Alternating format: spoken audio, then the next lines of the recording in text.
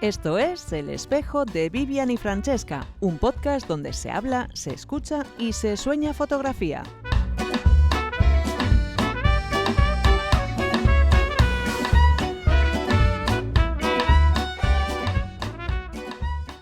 Nuevo episodio del Espejo de Vivian y Francesca con Inma Barrio. Con Leire Chaparra. Y hoy tenemos como invitada a Judith Prat. Hola Judith, bienvenida Hola, al Espejo Judith. de Vivian y Francesca. Hola, muchísimas gracias por la invitación. Estaba deseando pasar por aquí, chicas. Qué bien, qué bonito. Oye, Sí. no es la primera vez que nos lo dicen, ¿eh? Sí. Sofía Moro también nos dijo que le hacía un montón de ilusión. Sí, y con Gloria también. Y con Gloria estuvimos, también. Sí, con sí, Gloria. sí. Así que eso viene bien para las dos partes, porque Sí. al final una también se anima, ¿no? Claro. Bueno, pues mira, por lo menos ya empezamos con la actitud, que es Por lo menos importante. empezamos con ilusión. No sé cómo vamos a acabar, pero con ilusión. Con más empezamos. ilusión. Vale, bueno, presentamos a Judith, una breve presentación y ya hablamos, nos metemos En conversación. en conversación, efectivamente. Judith nace en Huesca en 1973, es licenciada en Derecho y se especializa en Derechos Humanos, dato muy importante que es lo que le va a condicionar a ella a llegar al punto en el que está ahora, ¿no? De fotoperiodista. Ella habla del poder de la imagen de contar algunas realidades. Lo que busca es interpelar al espectador, crear una emoción, pero a la vez, más importante, esa reflexión que nos hace ver los trabajos que Judith presenta. Ha trabajado en países como África, América Latina, Oriente Medio, trabajando básicamente en temas, por ejemplo, como el feminicidio de Ciudad Juárez, la guerra de Yemen, la violencia de Boko Haram en Nigeria, el conflicto armado de las minas del Coltán en la República Democrática del Congo, entre otros más, que espero que a lo largo de la conversación saquemos para conocer un poquito más tu trabajo. Yo, Judith, te quiero preguntar cómo una chica que estudia Derecho, licenciada en Derecho, acaba metida en fotoperiodismo. Bueno, pues la verdad es que fue un tránsito bastante más natural de lo que parece a priori, ¿no? Y es que yo comencé a viajar, mis viajes más iniciáticos fueron cuando todavía estaba estudiando, justo cuando terminé de estudiar, pues en organizaciones que trabajaban en la defensa de derechos humanos, ¿no? Recopilando datos, haciendo denuncias como abogada, ¿no? Esos fueron mis primeros viajes. Pero enseguida empecé a pensar que si cuando yo volvía y explicaba lo que había visto y hacía esos informes desde un punto de vista muy jurídico, empecé a pensar que si la gente pudiera ver lo que yo había visto, quizá entenderían mejor lo que yo quería contar, ¿no? Y fue entonces cuando empecé a pensar en la fotografía como una herramienta primero al servicio de eso que yo empezaba a hacer como abogada, ¿no? Así que la vocación fotográfica no es desde siempre, no vino a raíz de eso. Lo que pasa es que la fotografía, que en principio era una herramienta al servicio de otra cosa, fue llenándolo todo, fue apasionándome cada vez más hasta convertirse en mi lenguaje más natural, mucho más que el jurídico, que el hablado, más que la palabra, y acabó convirtiéndose en mi profesión.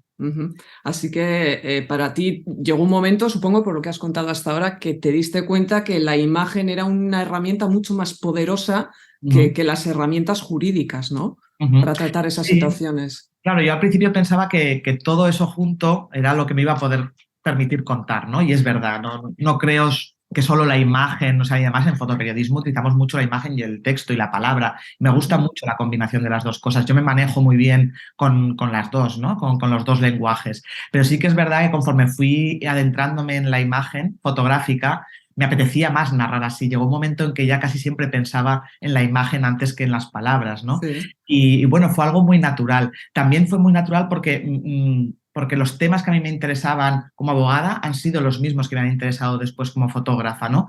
Por eso digo que fue un tránsito bastante natural, nada traumático en mi caso, ¿no? Ni nada radical. Mis primeros trabajos, creo que uno de mis primeros trabajos como fotógrafo fue en las cárceles de Panamá, cuando yo venía de haber documentado y de haber denunciado las condiciones de vida de los presos en muchas cárceles, ¿no? Había visitado cárceles en Venezuela, también en Panamá, así que fue todo como un tránsito bastante natural en mi caso, ¿no? Que pueda parecer muy rupturista, no fue tanto, no fue tan así. ¿Cuáles son los temas que has comentado, ¿no? Que precisamente los temas en los que te estabas enfocando tú un poquito con la cámara, te dabas cuenta que también eran los mismos, ¿no? ¿Sobre qué temas eran en concreto? Claro, temas de denuncia, ¿no? De denuncia de violaciones de derechos humanos. Mi formación viene de ahí y eso es algo que me ha ayudado muchísimo en la fotografía y que ha condicionado yo creo que toda mi vida, ¿no? Así que bueno, no puedo separar una cosa de otra. Los temas que me interesan, cuando en realidad yo elijo los temas que quiero documentar fotográficamente en base a algunas premisas muy claras, ¿no? Primero, que yo tenga un interés o una curiosidad personal porque tengo una naturaleza muy curiosa y me gusta saber más. Y para mí la fase de investigación, cuando empiezo un proyecto, es fundamental y la disfruto mucho también, ¿no? La fase previa a coger la cámara.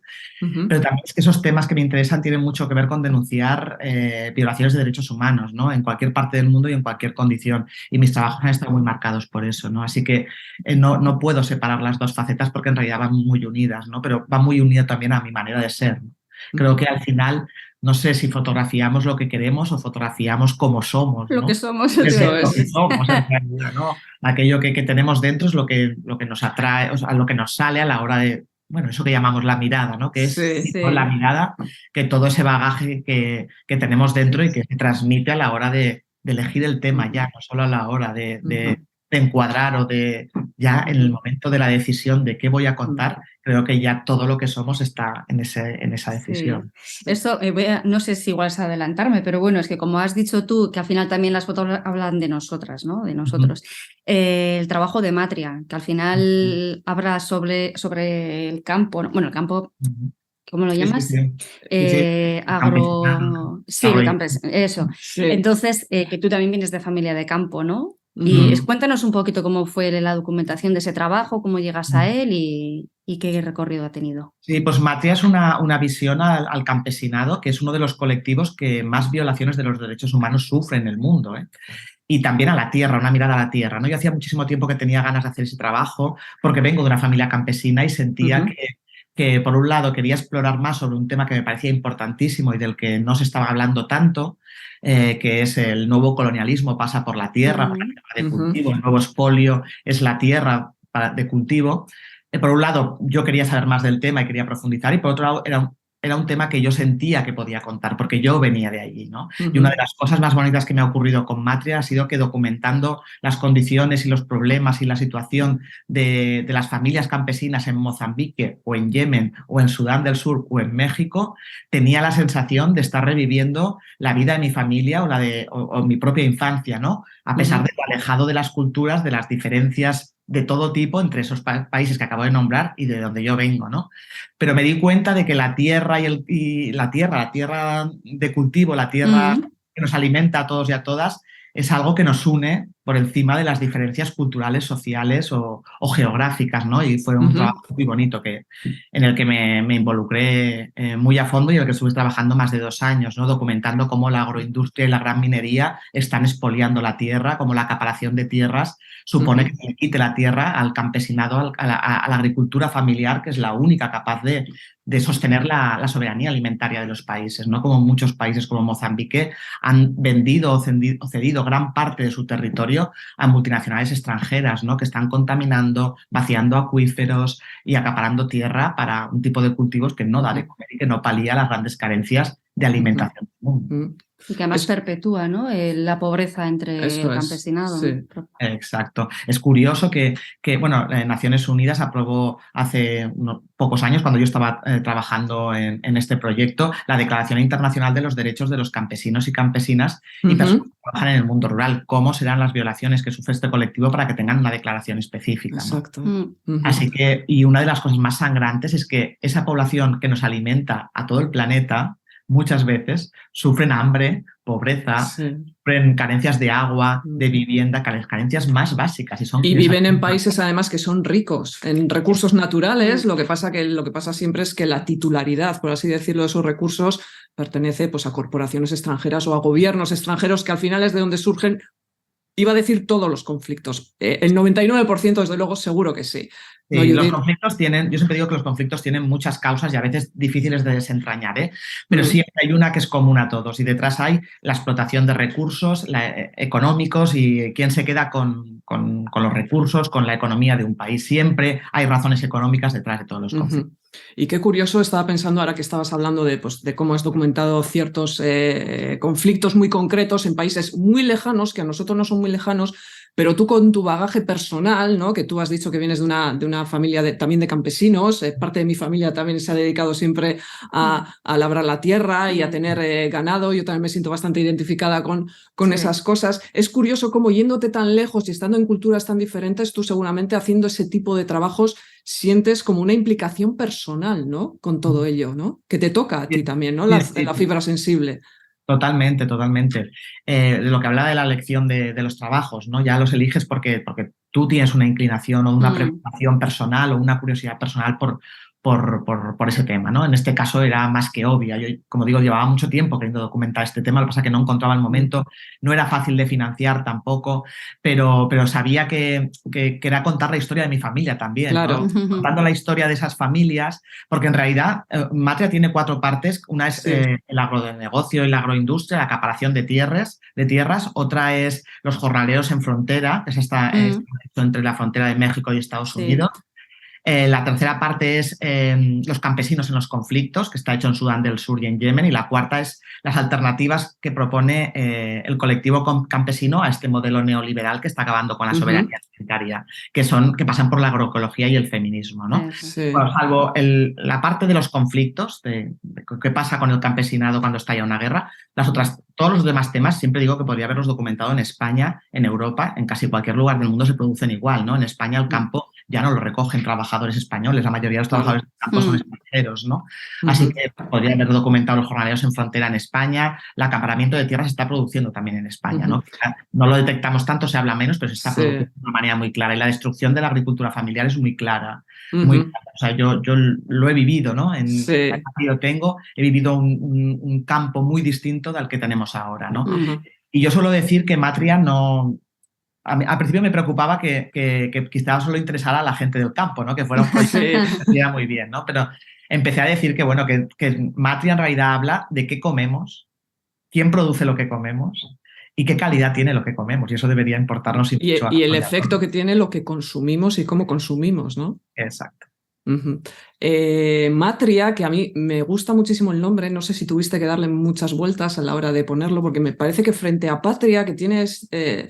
cierta sensación, no sé cómo decirlo, como de hombre. Sí, de hombre, ¿no? Pero también de algo agresivo, ¿no? Como de defender algo, de luchar por algo. Siempre la patria se une a eso, a esa necesidad de identificación, sí o no, con un trozo, al final es un trozo de tierra, ¿no? Matria es algo mucho más suave, incluso cuando lo dices, la palabra matria suena mucho más suave. Yo no sé si te costó encontrar el título, si lo tenías ya muy claro. No, me costó y fue con ayuda, ¿eh? Solo cuando no me sale el título... Suele ser lo más difícil, además. Unas cuantas personas que siempre me ayudan con los títulos y en este caso fue así también. No lo tenía tan claro, pero cuando me nombraron este término lo tuve clarísimo, ¿no? Y tiene toda la intención llamarle matria, porque frente a esa patria, como tú decías, Leire, a mí el concepto patria me suena muchas veces a que es eso que construimos contra el otro, ¿no? Esa patria imponiendo algo, ¿no? De fronteras, contra el vecino.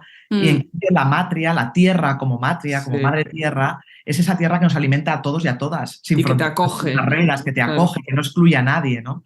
Así que me parecía el título perfecto, ¿no? Y estoy muy contenta con ese título. Creo que todo el mundo entiende de qué estamos hablando, ¿no? Cuando hablo de matria y hablo de la tierra, todo el mundo hace esa lectura, tiene una lectura realmente intuitiva, ¿no? Y bastante fácil. Yo diría casi cálida, ¿no? Tierra, ¿no? Sí, da esa sensación. Sí, para empezar no te pone como en alerta, ¿no? No te pone a la defensiva. defensiva. Eso es. Claro. Yo con Matria, bueno, Judith y yo tenemos una pequeña anécdota con Matria, porque Matria fue una exposición y también un libro, un fotolibro. Agotado. Y fotolibro agotado. Y a cuenta que estuviera agotado, a mí me encargaron de Formentera Fotográfica hacer una serie de reseñas de ponentes que estaban ese año en Formentera Fotográfica. Yo tenía que hacer de Matria y no encontré a nadie que tuviera Matria. Y me acuerdo que le escribí a Judith casi diciendo: socorro, Judith, necesito un ejemplar de Matria porque tengo que hacer un vídeo. Si me lo mandas yo te lo devuelvo. O sea, casi le dije que iba yo a su casa andando prácticamente. Y Judith creo que estabas en Colombia. Me escribió desde Colombia y me dijo: joder, que estoy en Colombia. Y fíjate que lancé un SOS a través de Instagram. A veces las redes sirven para cosas buenas y para sacarte de apuros. Y una chica, además, creo que era de Zaragoza también, me escribió dio al momento y me dijo, Leire, fíjate, alguien que no me conoce de nada, ¿eh? Sí, pero bueno. Y me dijo, bueno, yo te lo dejo y no sé qué, bueno, y me lo dejó, me lo hizo llegar y al final pude hacer aquel vídeo sobre Matria finalmente. Maravillosa reseña, y Leire. muchas gracias, maravilloso el libro, Judith, y sobre todo me encantó mucho el diseño de la publicación, me gustó esa tapa, el tacto que tenía el libro, la verdad es que me gustó muchísimo. Yo te quería hacer una pregunta un poco relacionada con Matria, pero también en general, que afecta a todo tu trabajo. Cuando hablamos de realidades tan lejanas, física, pero también muchas veces emocionalmente, porque pertenecen a culturas que muchas veces no tienen nada que ver con la nuestra, ¿cómo tú, cuando vas allí con tu cámara, no sé si eres consciente de que de alguna manera tienes que hacer que esa realidad sea interesante para la gente que está aquí y que vive en un mundo, ojo, casi te diría en otro planeta, porque muchas veces sí que es verdad que tienes la sensación de que vives en otro planeta? ¿Cómo puedes hacer que esa realidad que es sangrante, que encima no es una realidad cómoda, ¿no? Son trabajos que a veces nos hacen sentir culpables en cierta medida de todas esas cosas que pasan? ¿Tú cómo gestionas todo eso, el tener que hacer llegar ese mensaje y que llegue realmente a la gente de aquí? Bueno, yo de inicio peco de la ingenuidad de pensar que si a mí me interesa un tema, ¿por qué no le tiene que interesar a todo el mundo? Sí, claro, yo estoy convencidísima, ¿no? Cuando yo digo, pero este tema nos está contando poco, Sí. o yo creo que lo puedo contar de otra manera, es porque pienso, o sea, yo tengo vocación de trascender, o sea, yo no hago fotografías para mí misma, ¿no? Hago fotografías para contar algo, para denunciar algo y espero que al otro lado haya quien se interese por el tema, ¿no? Sí. Pero sí que pego un poco de esa ingenuidad, pero luego soy muy consciente de que hay temas que no interesan nada, de que hay temas que de entrada provocan rechazo, de que muchas veces el día a día de mucha gente es lo suficientemente complicado y duro para que no le apetezca que tú le cuentes un drama más. Todo eso soy absolutamente consciente, ¿no? También de la infantilización de una sociedad que no quiere oír y no quiere escuchar. A veces estando no en una situación difícil, sino en una situación súper cómoda, tampoco quiere escuchar, ¿no? Así que, bueno, soy consciente de todo eso. Entonces sí que pienso mucho, le doy muchas vueltas a cómo contamos las cosas para que lleguen y que llegue a cuanta más gente mejor, ¿no? Entonces, bueno, siempre trato de buscar la manera, ¿no? Por ejemplo, cuando yo decidí ir al Congo a fotografiar el conflicto del Congo, un conflicto que dura ya más de 25 o 30 años, que va entrando y saliendo de la agenda informativa, de vez en cuando sabemos algo del Congo, de repente durante años nadie habla del Congo, aunque siguen sucediendo cosas terribles allí. ¿Cómo cuento qué pasa en el Congo, ¿no? Y pensando cómo podría atrapar a la gente de aquí, bueno, uní dos cuestiones que a mí me interesan mucho. Una, cuando yo hablo de los conflictos o cuando yo quiero documentar un conflicto, me parece que muchas veces hacemos una cosa mal y es contar que hay un conflicto, pero no contar por qué. Y con esas claves es muy difícil que el espectador ni se entere, ni preste atención, ni se enganche al tema. Entonces, en mi obsesión de contar los conflictos desde las causas, contando las causas, pensé, bueno, una de las principales causas de la guerra del Congo, sin duda, es el expolio de los recursos naturales y entre ellos el coltán, puesto que el 80% de las reservas mundiales están ahí. El famoso coltán. El famoso coltán. ¿Qué pasa con el coltán? Que con él se fabrican la inmensa mayoría de la tecnología que usamos cotidianamente. Así que yo pensé que si yo conseguía entrar en una mina de coltán para contar la guerra, no solo estaba hablando de las causas y ofrecía un peldaño más para hablar de por qué ocurren las guerras, que no son cosas de África que se matan porque sí, sino que nosotros estamos detrás muchas veces, ¿no? Consigo conectar al primer mundo con esa realidad, pero es que además a cada una de las personas que tienen un móvil en el bolsillo, que tienen delante un ordenador o un videojuego o una consola, todo eso, ¿no? Y esas son las pequeñas cosas en las que yo pienso para cómo contarlo, ¿no? Y, por ejemplo, Expolio, que fue una exposición que reunía todo el trabajo del Congo, también el de Nigeria, ha sido una exposición que se ha movido mucho en institutos, me han pedido muchísimo charlas sobre el tema en los institutos y conectaban perfectamente con el tema por la tecnología. Claro. En el momento en que yo les decía que lo que llevaban en el bolsillo salía de esa mina que estaban viendo en las imágenes, inmediatamente cambiaba el nivel de atención sobre el tema, ¿no? Y a partir de ahí empezaban a bombardear con preguntas tan interesantes que ¿qué móvil me compro para que no pase esto?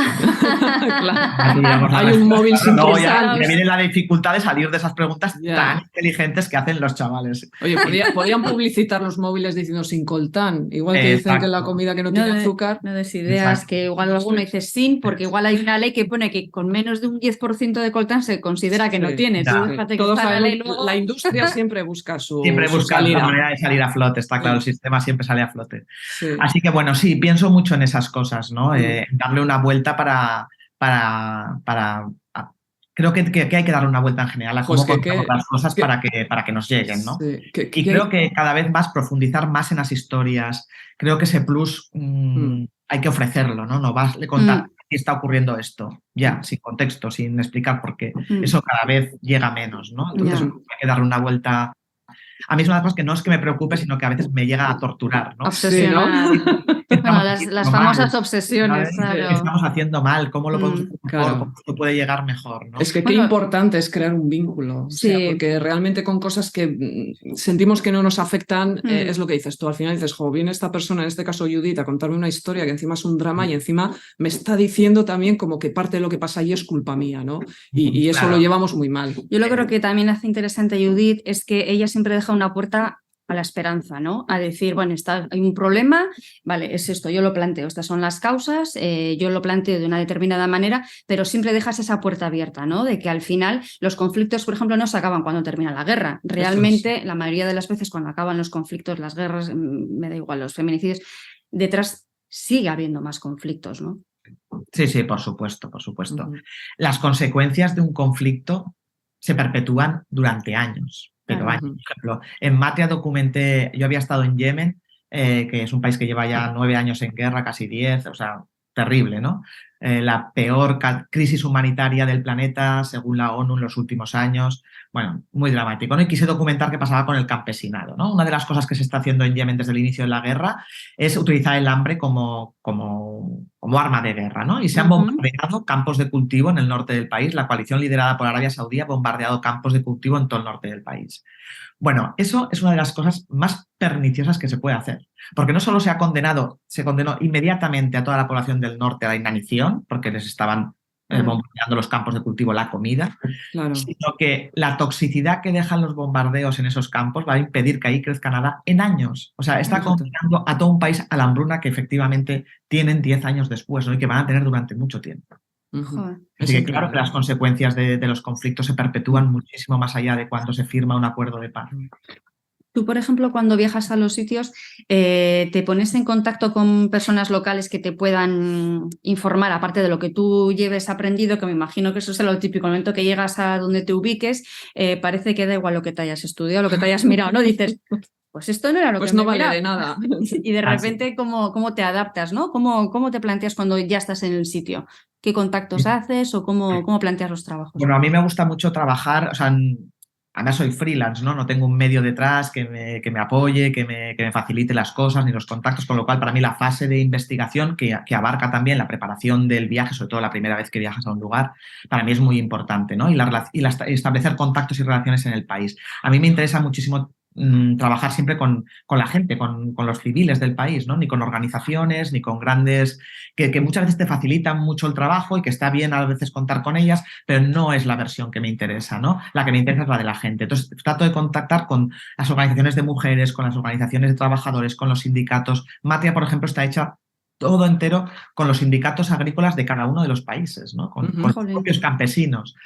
Entonces, eso es la parte que más me interesa y es lo que trato de hacer siempre, ¿no? Por otro lado, es realmente, y en según qué lugares más, siempre, pero en lugares donde la situación está difícil, todavía es más importante trabajar con gente local que tiene todas las claves de lo que ocurre allí, ¿no? Tú, sobre todo la primera vez que vas, no las tienes y es muy importante fiarte, tener un buen fixer, llamamos fixer a esa persona local que nos ayuda, y yo siempre digo que de mi trabajo la mitad y sin ser muy generosa, es gracias al fixer o a la fixer, ¿no? Son personas que no solo nos cuidan en el terreno, sino que tienen todas las claves, que conocen al personal, a la gente, las circunstancias y que son imprescindibles para muchos de nuestros trabajos, ¿no? Pero sobre todo porque esa perspectiva local es absolutamente necesaria para poder contar. Y la otra cosa es que a mí me gusta mucho volver a los sitios donde he trabajado, ¿no? Suelo volver porque me da perspectiva de cómo van ocurriendo las cosas, porque te permite profundizar y, bueno, ir volviendo a los sitios es una cosa que procuro hacer siempre en todos los lugares donde he trabajado. ¿Cómo te reciben cuando tú vas allí con una cámara? Porque al final estás yendo a zonas que son conflictivas, estás en zonas que están tensionadas socialmente, políticamente. ¿Son ellos conscientes, como decías antes, que tú te diste cuenta cuando dejaste un poco el derecho de lado y apostaste por el fotoperiodismo, el poder de la imagen, ¿no? Que eso también tuvo su peso en la decisión. ¿Ellos allí son conscientes cuando tú llegas allí del poder de la imagen? ¿Cómo te reciben? Sí, mira, yo creo que cuando la gente percibe que de verdad te importa lo que les pasa y que simplemente quieres contar su historia, a mí muy pocas veces la gente me dice que no. O sea, ellos son los primeros que tienen interés en contar qué les está pasando, ¿no? Y en denunciar lo que les está pasando. Pero claro, eso también requiere que tú puedas explicarles con tranquilidad, que tú puedas entablar un poco de relación con ellos, ¿no? Contarles con honestidad qué vas a hacer, qué quieres contar, de qué manera, qué proyección va a tener eso, ¿no? Claro. En realidad, mi mayor frustración no es que me digan que no, la mayoría de la gente quiere contar su historia. Mi mayor frustración es pensar que no sé si la voy a poder publicar cuando vuelva, si alguien va a querer publicar Claro. eso. Entonces, no dar falsas expectativas, no mentir, ir con toda la honestidad del mundo y decirles, bueno, a mí me interesa tu historia, quiero que me la cuentes, pero yo no sé ni siquiera si voy a poder publicarla. Y el hecho de que me cuentes tu historia, probablemente, casi con toda seguridad, no va a cambiar para nada tu vida. Pero hay que ser muy honesto, a pesar de la casi crueldad de esas afirmaciones, pero es la realidad, ¿no? Eso es una No podemos realidad. generar falsas expectativas porque lo más probable es que en nuestro trabajo, aunque lo hacemos con toda la intención de provocar cambios, no cambie absolutamente nada. O que el cambio sea tan lento que desde luego que ellos no lo vean, las ¿no? personas que se ponen delante de tu cámara, y eso ellos y ellas tienen que saber.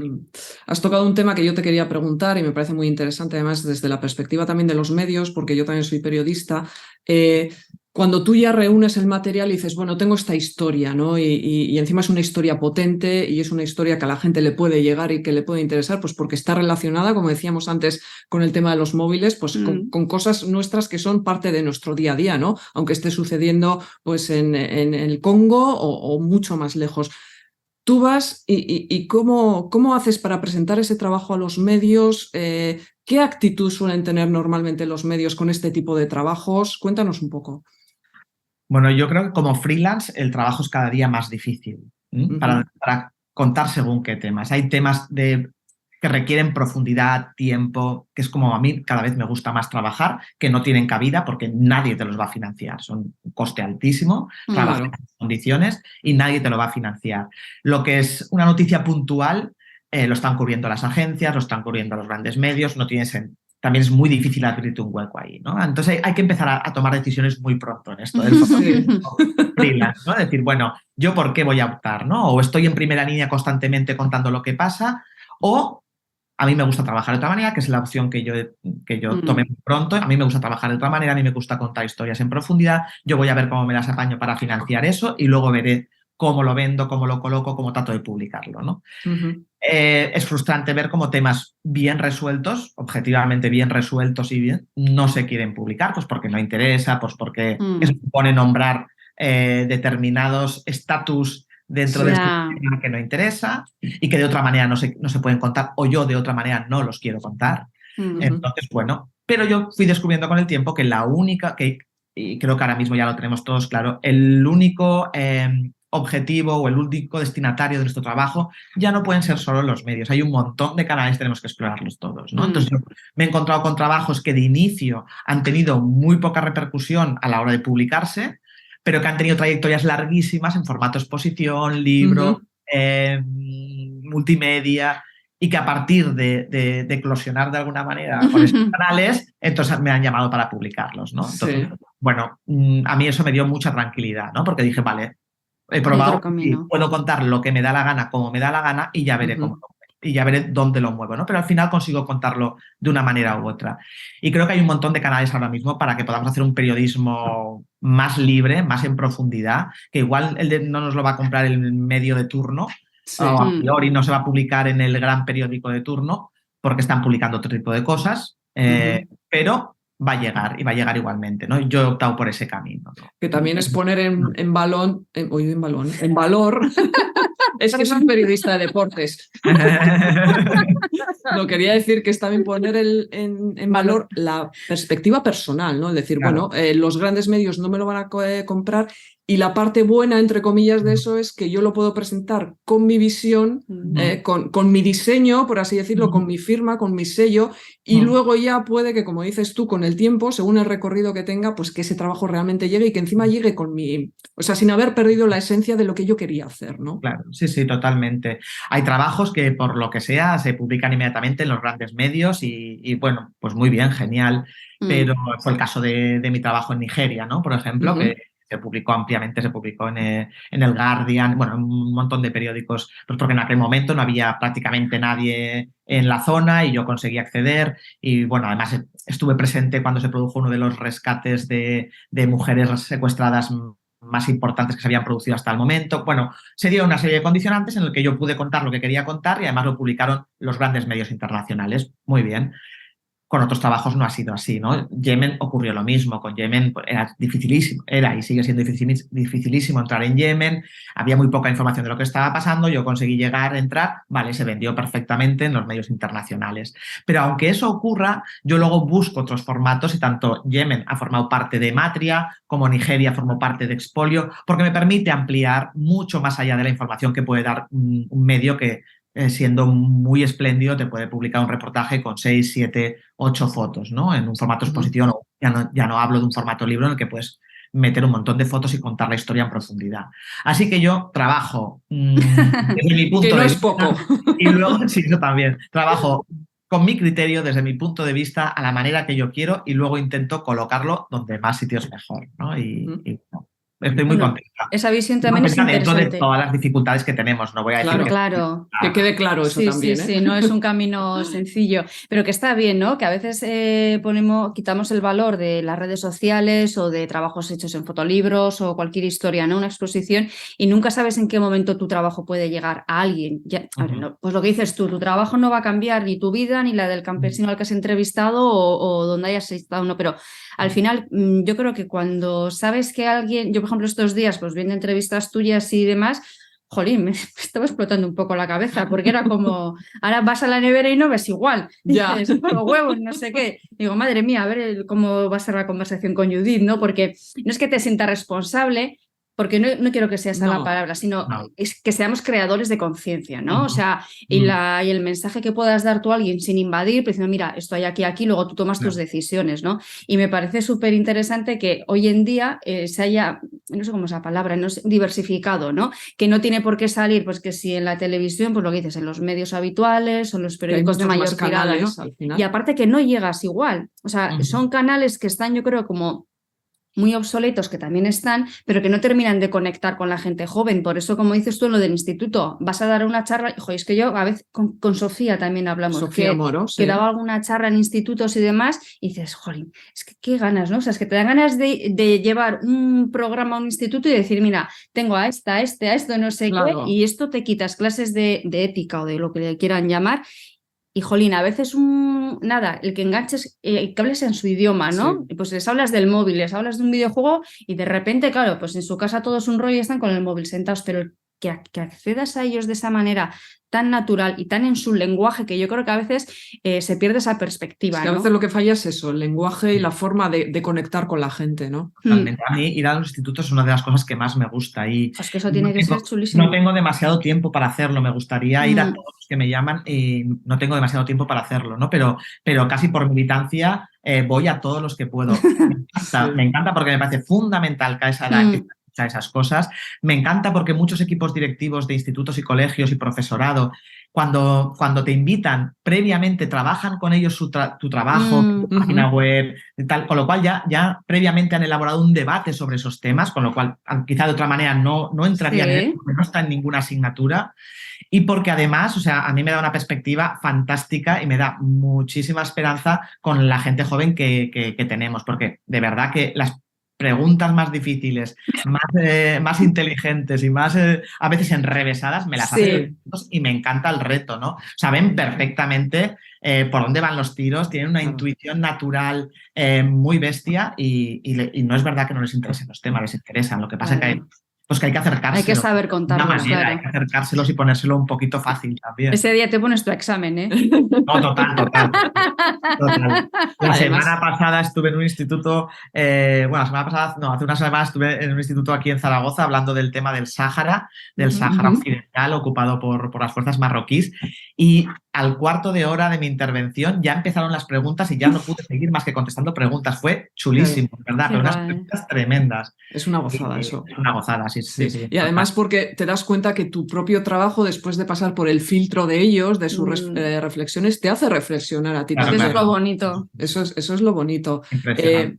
La figura de la mujer es una figura importante dentro de tu trabajo. No sé si vas buscando que la mujer sea protagonista o surge muchas veces también porque sí que es verdad que cuando hablamos de zonas de conflicto, la figura de la mujer siempre queda relegada a la figura de víctima y de víctima silenciada, además, porque se cuenta su historia, pero a través de los hombres.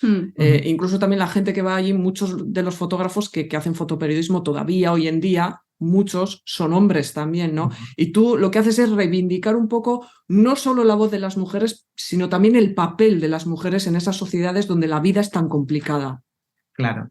Mira, a mí muchas veces hablan de mi trabajo, mi trayectoria, pues casi señalando solo como si solo fotografiara mujeres, ¿no? Sí. Yo nunca he hecho un trabajo solo de mujeres, el feminicidio en Ciudad Juárez. Bueno, ahí es lógico. Obvio. Sí, pero vamos, que mis trabajos no han sido específicamente de mujeres, ni siquiera Matria, a pesar de ese nombre, que también a veces lleva confusión y mucha gente lo presenta como diciendo habla sobre la mujer campesina. No, Sí. de 4 partes hay una parte que habla de las mujeres, de 4 partes hay una. Lo que sí es cierto es que yo, sea cual sea la cobertura o el trabajo o el proyecto que esté haciendo, presto atención a las mujeres, pero eso no debería ser algo reseñable, es lo que deberíamos hacer todos, ¿no? Claro. Quiero decir que durante mucho tiempo hemos visto como las mujeres no eran las protagonistas de casi ninguna de las historias, ¿no? Y desde que las mujeres nos hemos incorporado de una manera mayor y con más fuerza al fotoperiodismo, vemos que se están contando historias distintas, nuevas, y que la mujer es la protagonista de muchas de esas historias. ¿Por qué no? Sí, a veces, ¿no? A pesar de eso, a mí me parece muy importante no solo contar qué les ocurre a las mujeres, por ejemplo, en los contextos de conflicto. Yo he documentado las violencias que sufren las mujeres en los conflictos, ¿no?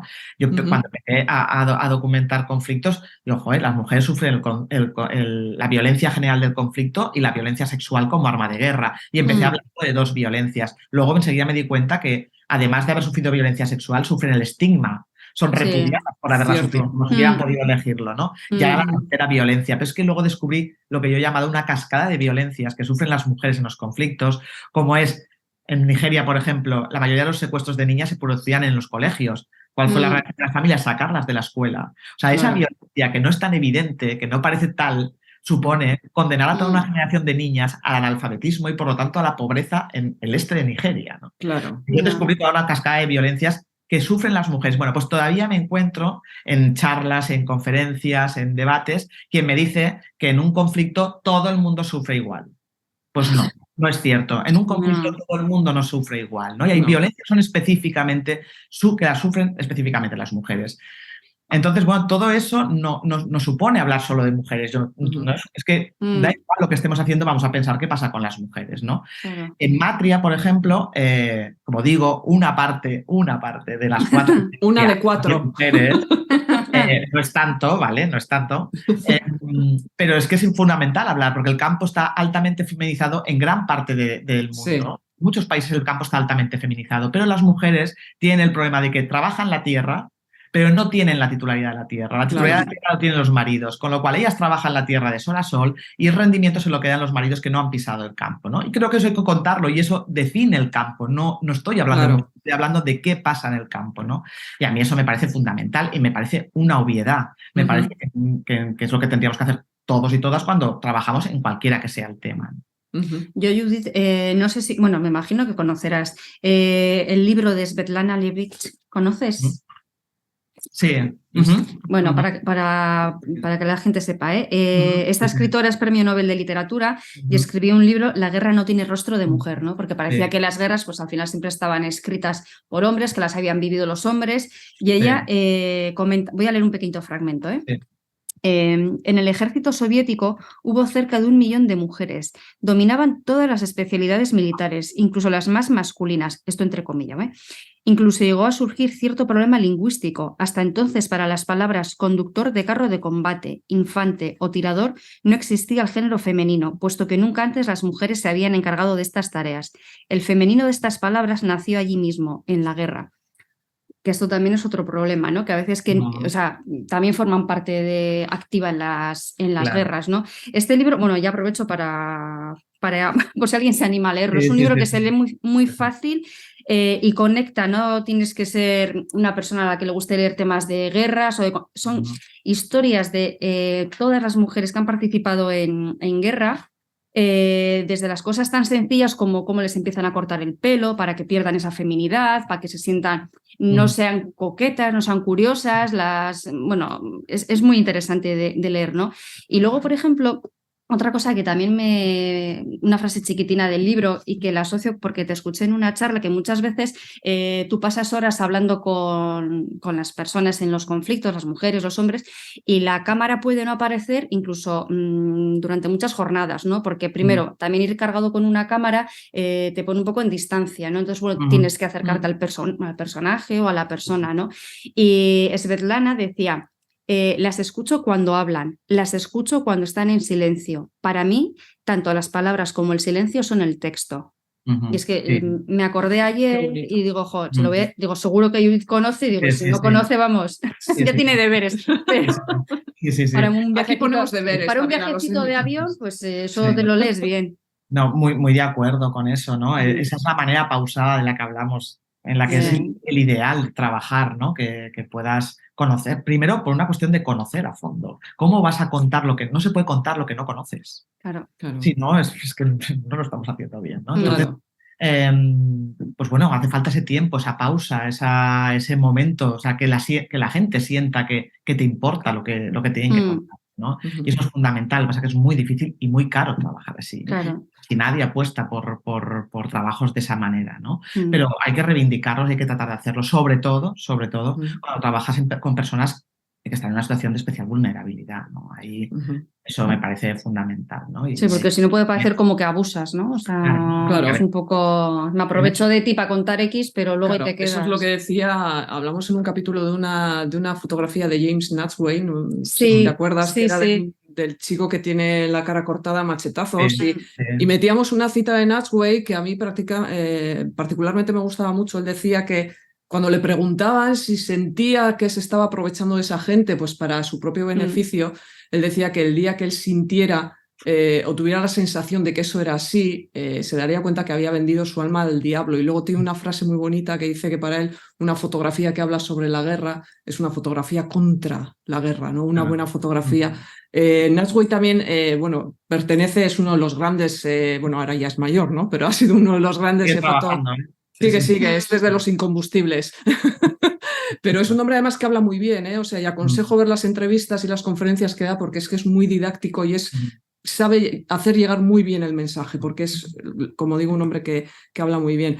Natsway, digo, que es también fotoperiodista, y muchas veces a los fotoperiodistas, tú no, porque tú haces trabajos a largo plazo, pero muchas veces se les achaca el hecho de ser paracaidistas, ya me entiendes, el sentido de llegar a un sitio, hacer 4 fotos, coger lo importante, lo más sangriento a veces y marcharse. A veces también ese es un estigma que persigue a los que vais por el mundo con una cámara con el chaleco de fotoperiodista, ¿no?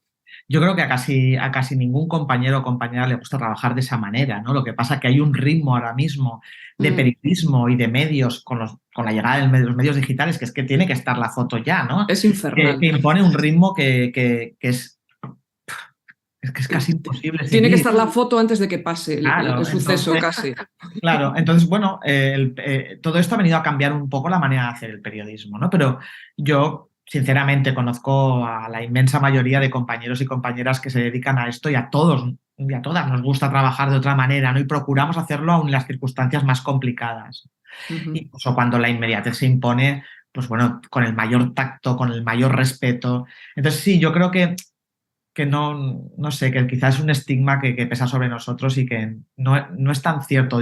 no trato de sacarle la cara a nadie, ¿no? No soy nada corporativista, ¿eh? No, soy muy crítica con la profesión, soy muy autocrítica. Sí. Yo hay cosas que he hecho, maneras de trabajar que tenía al principio que ahora no lo hago así, errores que he cometido que los reconozco y hablo de ellos con total naturalidad. Sí. Y probablemente dentro de unos años me daré cuenta de cosas que estoy haciendo ahora no están del todo bien, ¿no? Estoy en constante autocrítica y en constante reflexión sobre cómo hacerlo mejor. Entonces no trato de defender a toda la profesión, no trato de sacarle la cara a nadie, pero sinceramente creo que la mayoría de nosotros y de nosotras tenemos mucho respeto por la profesión y mucho respeto sobre todo por las personas a las que fotografiamos, ¿no? Y que intentamos en la medida de lo posible hacer nuestro trabajo bien. Es verdad que la precarización de la profesión no ayuda a eso. No ayuda. Claro. No. Y el estigma casi se ha convertido en estereotipo, ¿no? Casi Sí, yo creo que sí. ese estigma. Es cierto.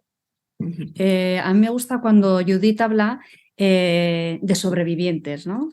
Yo ahí aporto Sí, la no parte, fotografío la parte víctimas, ¿no? esperanza. Hay una sí, que no frase fotografías víctimas, sino ¿no? Que prefieres hablar de ¿no? sobrevivientes. Ujú. ¿Cómo le Bueno, decías? eso viene de otra de mis obsesiones, ¿no? Que es Sí. la de no perpetuar estereotipos, la de no revictimizar a las víctimas, ¿no? Que es otro de mis grandes torturas, casi diría.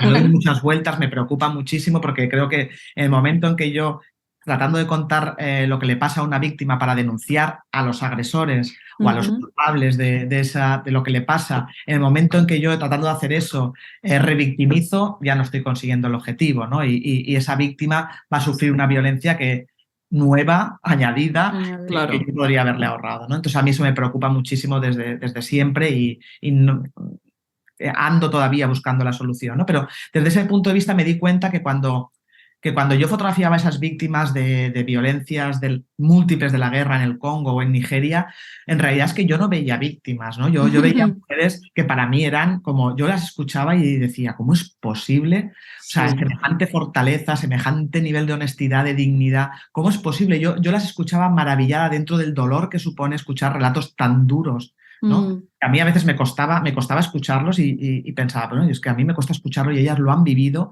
lo están contando y se han sobrepuesto. Y no solo eso, cuando digo son sobrevivientes, es que no solo se han sobrepuesto a todas esas violencias que cuesta escucharlas, ya no te digo vivirlas, sino que además son las que están proponiendo cambios en sus propias sociedades para que eso mejore, la que están proponiendo acuerdos y soluciones a esos conflictos, ¿no? Entonces, para mí son unas auténticas heroínas y lo digo muy en serio, no es un tópico, ¿no? Entonces, el momento en que yo cambié el chip, era siempre, ¿no? Pero el momento en que yo me di cuenta de que yo no veía a una pobrecita víctima, sino que veía a una mujer valiente, fuerte, inteligente, capaz de cambiar lo que está ocurriendo a su alrededor, me di cuenta que el chip había cambiado, que yo no fotografiaba, que mis fotos no podían provocar eso porque yo no las veía así, ¿no? Y de hecho mucha gente me dice, jo, es que tus mujeres miran a cámara con fuerza, no tengo la sensación de estar viendo a mujeres, ¿vale? Pues es que ellas son así, o sea, yo no me he indicado, ¿no? Porque yo no intervengo, ellas miran a cámara así, ellas cuentan lo que cuentan, yo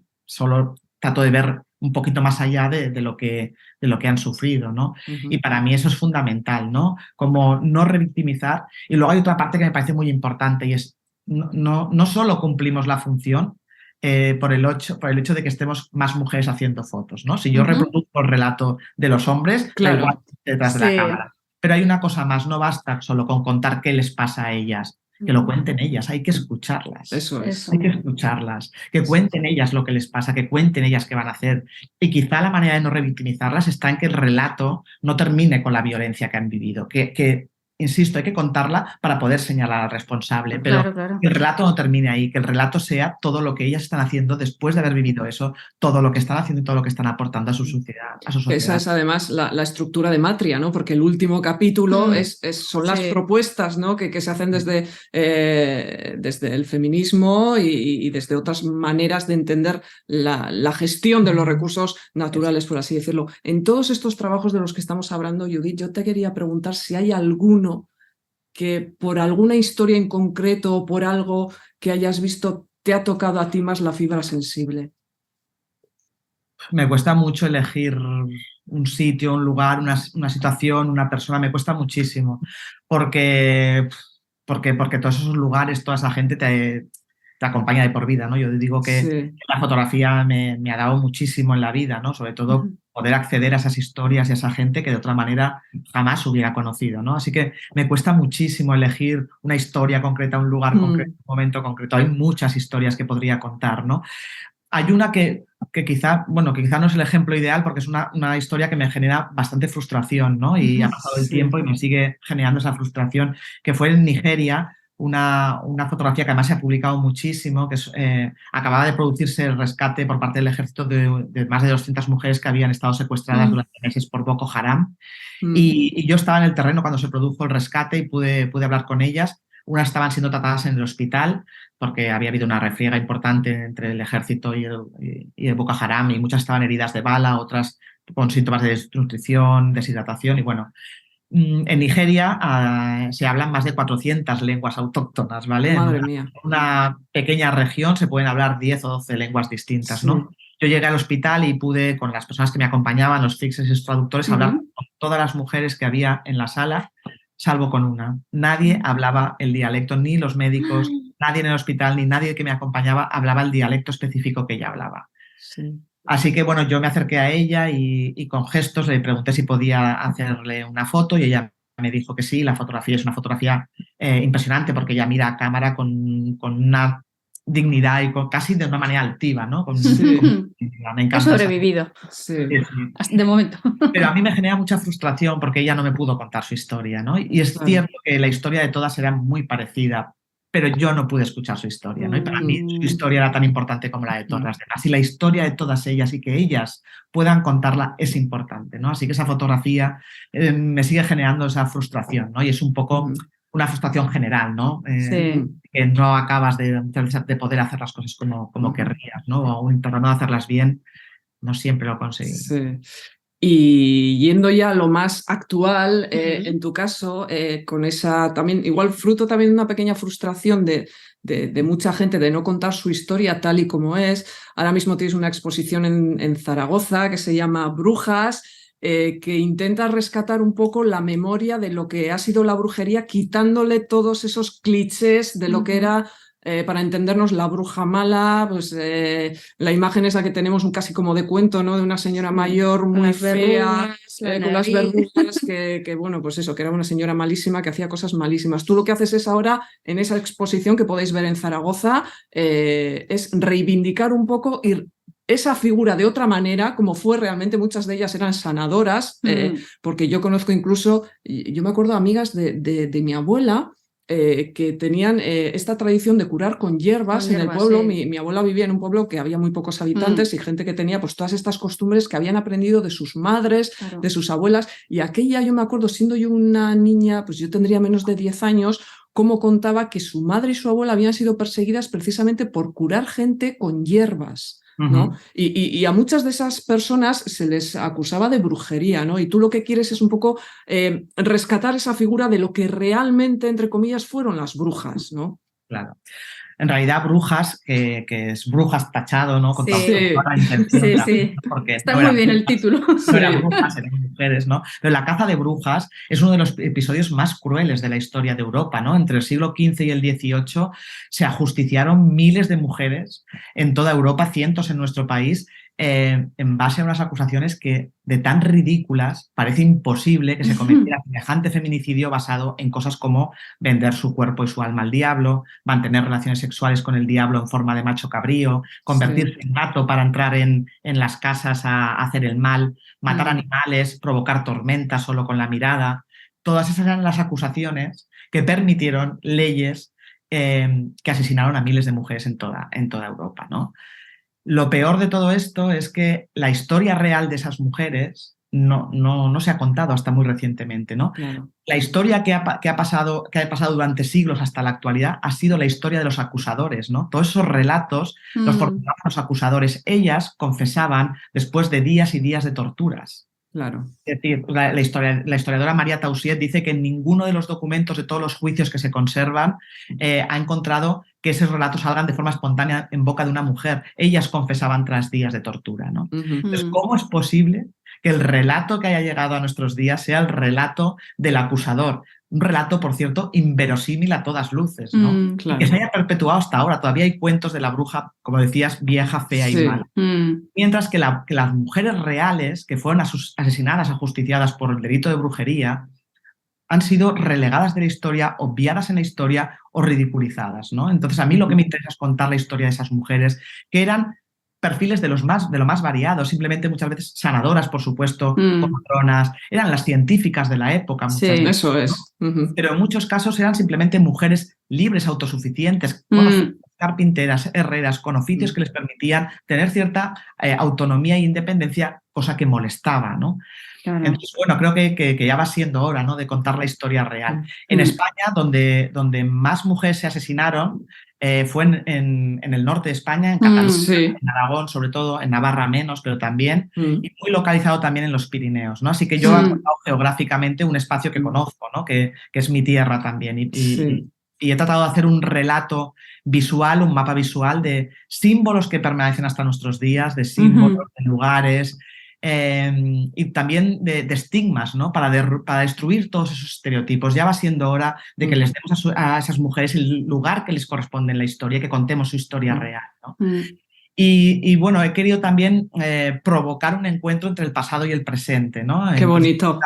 En todos esos lugares donde se produjo con mayor virulencia la caza de brujas, he buscado qué mujeres que habitan hoy en el Pirineo habrían sido las brujas entonces, ¿no? O habían sido acusadas de brujería, ¿no? Entonces he fotografiado... O sea, has traído la historia a nuestros días, ¿no? Realmente. Qué bonito. Y en esos lugares donde más mujeres asesinadas he buscado perfiles de mujeres similares a aquellas, ¿no? Y bueno, son las protagonistas de la exposición, ¿no? Ellas, todas esas mujeres que habitan ahora en el Pirineo, que también se la juegan, que también van a contracorriente muchas veces. En otra época, pero también. ¿no? Con profesiones que desafían a lo socialmente establecido. Me interesaba muchísimo, así que Brujas es, a través de ellas, dignificamos la memoria de aquellas que fueron asesinadas, ¿no? Qué bueno. Ha sido muy bonito, la verdad. Pues me estaba acordando, ya sé que es un poco salirse de esto, pero... Salte. Bueno, por algo de humor. Me ha recordado la vida de Brian cuando van a juzgar a la bruja. Sí. ¿Por qué es una bruja? Porque tiene nariz de bruja. ¿Y por qué? Porque se mueve como una bruja. Es una sátira, pero la tiene vida su de parte... Brian es una genialidad por cosas como esa. Claro, pero es que es una sátira que tiene mucho de verdad. Hombre, al claro, final, tiene mucho de real. Pero fijaros hasta qué punto es una locura, ¿no? Que se creó todo un sistema para, además de leyes específicas para perseguir a las mujeres. Había algún hombre, ¿vale? Algún hombre también fue acusado y ajusticiado por brujería, pero mayoritariamente mujeres, ¿no? Casi siempre los acusadores eran hombres, por no decir siempre, ¿no? Y es muy curioso porque las mujeres eran señaladas por provocar una tormenta, porque se había muerto el ganado del vecino, por cosas así, ¿no? Pero resulta que surgió una figura masculina, por supuesto, que era el identificador de las brujas, el conocedor de brujas, que solo mirando la cara podía saber si una mujer era bruja o no. Madre y eso les parecía de lo más normal, ¿vale? Súper normal. Entonces, hombre, es que tenía un don. Hablando, ¿no? Sería para hacer mofa del tema si no hubiera muerto gente por eso. Que las miles de personas asesinadas en Europa y cientos en España es de lo que conservamos documentación. Por supuesto, fueron muchos.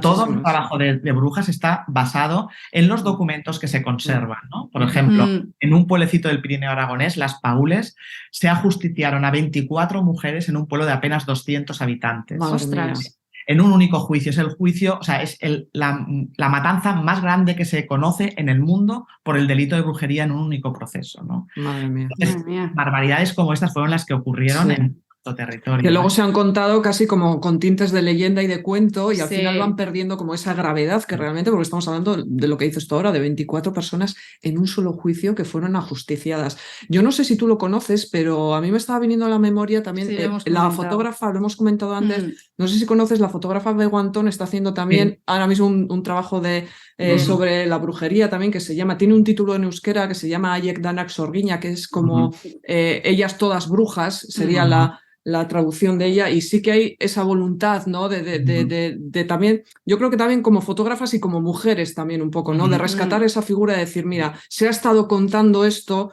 pero es que esto no era así, ¿no? Al final ha sido una persecución que se ha justificado de esta manera, pero era una persecución contra mujeres que eran libres y que hacían de su libertad una bandera, ¿no? Y que eso en esta época muchas veces molesta, pues hace unos siglos todavía muchísimo más, ¿no, Judith? Totalmente, ¿no?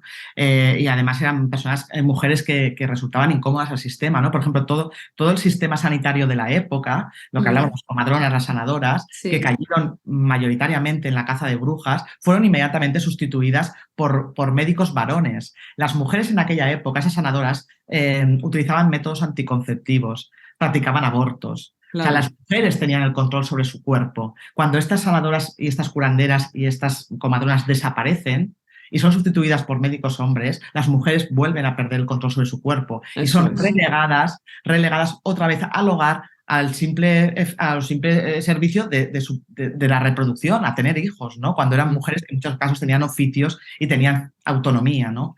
Eso fue lo que supuso la caza de brujas, ¿no? De volver a las mujeres al hogar a tener hijos y quitarlas de la relevancia que estaban teniendo en la vida social y económica de sus sociedades.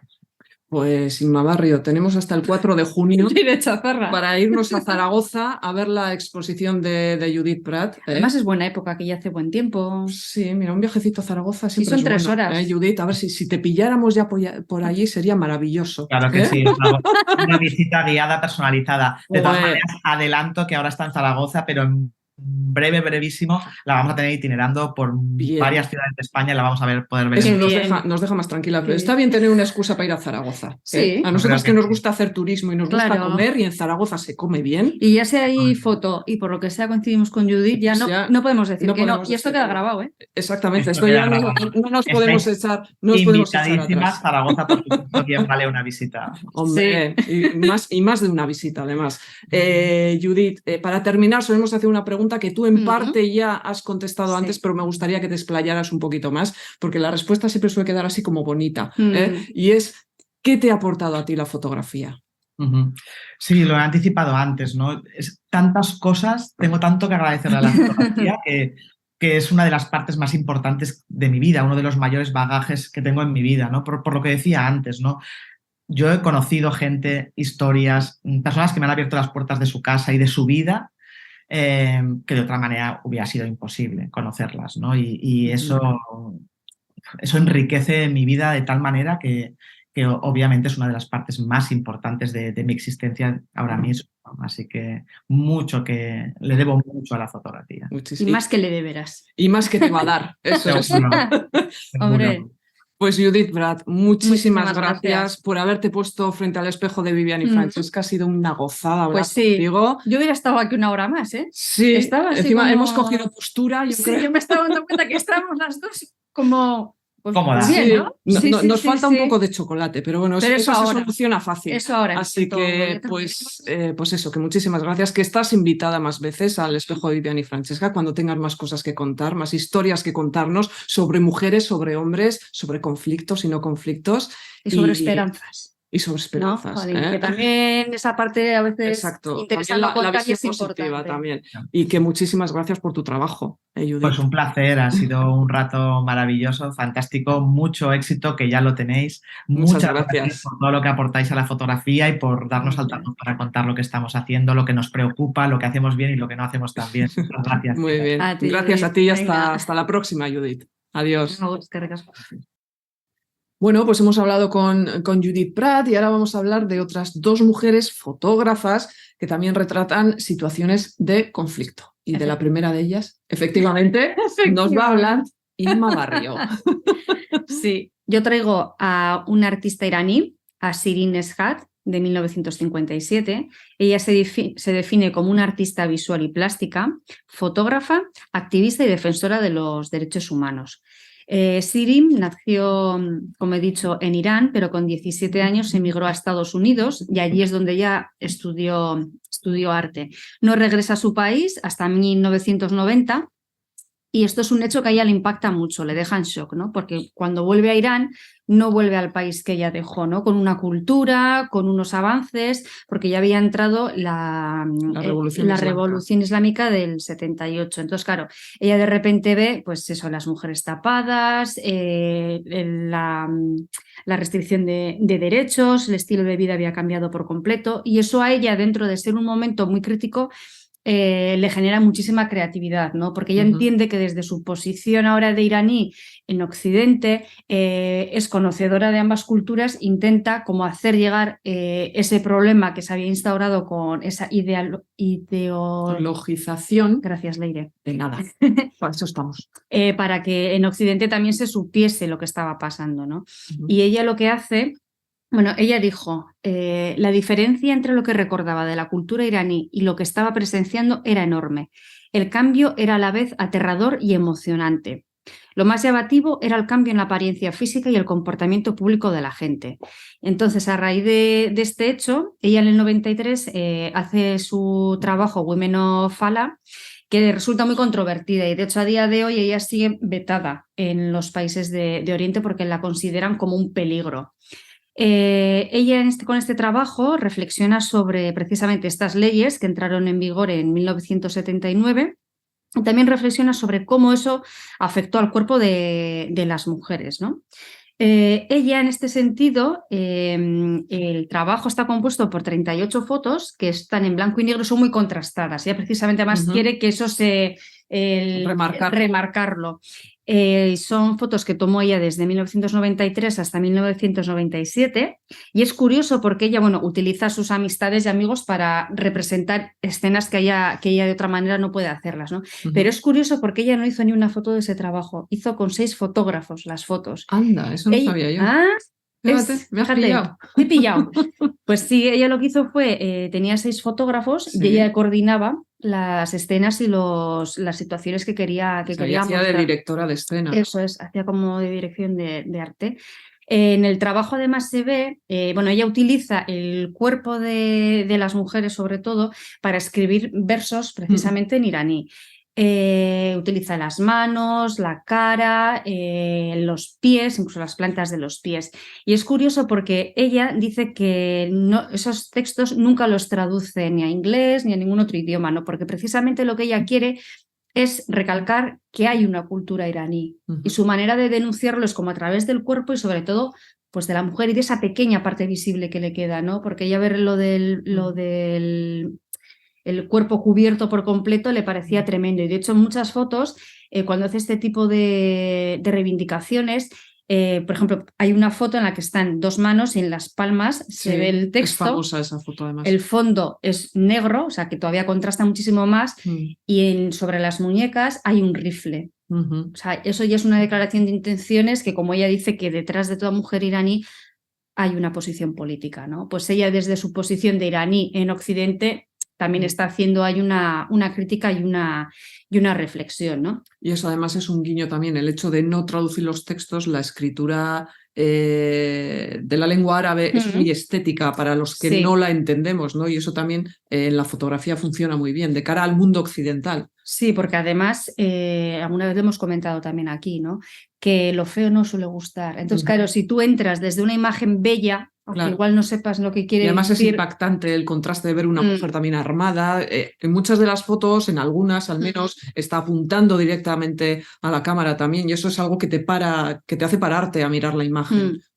Ella comentaba en su forma de trabajar y en su forma de cómo fotografía, ¿no? Ella dice que se siente que vive como en una dicotomía, ¿no? Que precisamente ese hecho para ella fue un choque de contradicciones, ¿no? No entendía muchas cosas, y que eso le ha marcado a ella incluso en su trabajo, que a veces le da la sensación de que se siente como el yin y el yang, ¿no? Que tiene 2 partes, y que, al contrario de parecerle una situación incómoda, que a ella le hace estar como activa y ser mucho más creativa. Y es curioso porque ella ha hecho un paréntesis de 11 años sin trabajar y ha retomado un trabajo ahora en el que está trabajando con todo tipo de dispositivo, porque claro, depende de lo que ella quiera contar, pues te va mejor hacer vídeo, hacer fotografía. Y además es multidisciplinar, trabaja todas estas áreas, y otra cosa importante de su obra también es que, aparte de denunciar la situación de las mujeres en Irán, cómo ha cambiado a mucho peor a cuenta, pues a raíz de la Revolución Islámica. También lo que ella denuncia son los clichés que tenemos en Occidente a la hora de referirnos a las mujeres iraníes, ¿no? Y cómo a veces nos dejamos por llevar de los estereotipos que hablábamos antes también con Judith Pratt, pues a la hora de juzgar y de interpretar las situaciones que se dan en ese país, ¿no? Eso. Y bueno, ella también lo que hace precisamente lo que comentábamos del texto escrito, ¿no? Que además es muy bonita la tipografía y las imágenes, que son muy potentes, que ella siempre intenta hacer que sean muy poéticas. Sí. Que al final, bueno, pues que llegues de una manera sutil, pero bueno, que también busque una reflexión, sí, ¿no? Y que de repente digas, pero bueno, esto que parece bonito, pero ¿por qué me está apuntando una pistola, no? Y ella lo que pretende hacer, pues también lo que comentábamos con Judith, ¿no? Es interpelar al espectador. No te quedes solo con esa primera imagen, ¿no? Vete más para lo profundo. Y es una artista súper interesante, la verdad. O sea, que... Sí, comentábamos antes de empezar esta sección a micrófono cerrado, un poco off the record, que esta artista tiene otro trabajo que es una videoinstalación que a mí me pareció súper interesante y muy impactante, además la forma que lo tenía de presentar, porque ella presentaba en 2 pantallas contrapuestas, presentaba 2 vídeos, en uno se veía a un hombre que estaba en el escenario de un teatro y hablando hacia una audiencia que estaba compuesta por hombres, y en la otra, simultáneamente, en la otra pantalla se veía una mujer que estaba cantando, creo recordar, y el teatro estaba completamente vacío y la cámara iba recorriendo como en círculo alrededor de ella y era pues la representación de cómo las voces femeninas no tienen un eco, no tienen un receptor, esa silenciación de las mujeres en este tipo de culturas frente a los hombres que son los dueños del espacio público y que tienen el altavoz y los micrófonos de manera figurada un poco a su servicio, ¿no? Y pueden expresarse con total libertad, ¿no? Y yo creo que el trabajo de Shirin Neshat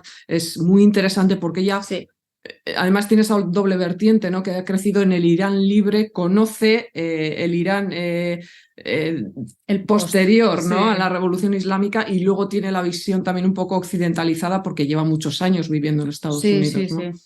Así que es una autora, desde luego, si podéis buscar su trabajo, es muy interesante. Yo os voy a hablar de otra autora que viene además de un país que ha citado antes Judith Pratt, que es el Yemen, y se llama Tana Farok, que ella es una fotógrafa joven y que nació en el Yemen, y es curioso porque ella es fotógrafa de calle y fotógrafa documental. Digo que es curioso porque ejerció, fíjate, a veces te choca estas cosas, ejerció la fotografía de calle en el Yemen. ¿Tú te imaginas a una mujer en Yemen haciendo fotografía de calle? A mí me chocó muchísimo este dato, ¿eh? Es un país, el Yemen, como ha dicho muy bien Judith Pratt, que lleva mucho tiempo en guerra y bueno, no te imaginas, hombre, la guerra irá por zonas, pero no te imaginas además a una mujer pues en este tipo de países haciendo fotografía de calle. Ella lo que cuenta, hay un libro, yo tengo que hablar siempre de un libro. Hombre, claro, yo trago de eso. Vamos a enseñar la portada para los que estáis siguiéndonos por YouTube. Se llama I Don't Recognize Me in the Shadows. No me reconozco a mí misma en las sombras. Este libro cuenta lo que es un poco también la historia de la propia Tana Farok, porque cuando Yemen entra en guerra, ella emigra y cuenta un poco eso, cómo el país entra en guerra, ella huye, el proceso de la huida, la transición a la que viven los refugiados o los huidos de la guerra, que al final acaban en centros que son un poco tierra de nadie, porque ahí dependes de un documento que no te deja salir del sitio porque no eres ciudadano del sitio, ya no eres casi ciudadano de tu país porque has sido normalmente expulsado o estás perseguido, y esa situación de indecisión y cómo esa soledad, ella lo refleja muy bien en las fotos, esa soledad de los refugiados. Y parte de este trabajo es una serie a la que pertenece, se ha caído un bolígrafo, no pasa nada, a la que pertenece esta fotografía que es preciosa, son unos retratos que están como hechos detrás de un cristal húmedo con gotitas de lluvia, de manera que la cara queda como un poco difuminada, y en la otra página se le contraponen textos que están escritos por los propios refugiados a los que ella contacta en centros de refugiados, y son un poco el testimonio de esta gente que vive estas situaciones tan duras de huida, de perder tu casa, de perder tu entorno social, de perder muchas veces tu cultura porque vas a países que no tienen nada que ver con el tuyo. Ella, Tana Farok, finalmente, después de estudiar en Estados Unidos, se instaló definitivamente en Holanda y tiene trabajos también muy interesantes. Este libro también es interesante porque combina muy bien, lo hemos comentado antes, el blanco y negro y el color. Es de verdad muy recomendable este libro. Yo lo compré en Dispara y creo, lo he mirado hace poquito, está a 38 euros. Y para el libro que es, Sí. me parece que es un precio que está más que ajustado. Es O sea, impresionante. O sea, a Inma le ha encantado, ¿eh? Cuando se lo he sí. enseñado le ha llamado la atención. Sí, porque está muy además bien. está muy bien contada la historia, ¿no? De cómo cuando ellos llegan a los campos. Sí, Luego las fotos que hemos visto de retrato con el texto, sí. con la carta, la intención que tiene, porque al final esa distorsión detrás de un cristal les hace hasta como no tener personalidad. Claro, es ¿no? la pérdida de La identidad. pérdida de identidad total, ¿no? Ujú. Y luego los espacios vacíos, esa soledad, ese, pues lo que decíamos, ¿no? El estar en tierra de nadie. Ujú. Y luego cómo termina, ¿no? Se estaba buscando, pero quería Sí. encontrar una que fuese, como ha dicho Leire, De los campos. lo bien que combinaba el El color, color. con el blanco y negro. Sí, porque está el blanco y negro y el color es como bastante difuminado, que Sí. parece que casi que nace del blanco y negro. Esta es Sí. una foto que la mitad está en blanco y negro, porque es la misma foto, ¿eh? Sí. Si te das cuenta. Sí. La mitad está en blanco y negro y la otra mitad está en color, y sin embargo no te da sensación de ruptura No. cuando estás mirando la imagen. Y eso es muy difícil de hacer, ¿eh? Está muy bien el libro. Está Así que muy bien. si os Así queréis que daros un capricho, es merece mucho la pena. altamente recomendable. Sí, porque tiene retratos, tienes paisajes, Sí. es metafórico, es directo en algunas de las Y cosas. seguramente es algo diferente a lo que Sí, tenemos en casa. a lo que tenemos en casa. Así que con este estupendo trabajo de la yemení, Inma lo enseña toda Es que me ha orgullosa. gustado Es que le ha mucho. gustado mucho, Sí. se nota, de la yemenita Nafarok. Cerramos ya este capítulo de nuestro podcast. Pues sí, señorita. Y que nos vemos pues, en 2 semanitas, Ujú. salvo sorpresas, que siempre puede haber sorpresas. Sí. Somos un poco imprevisibles. Hasta aquí podemos ver. Pero es parte de nuestro encanto. Pues sí. Así que os esperamos eso dentro de unos días en El espejo de Vivian y Francesca. Agur. Agur.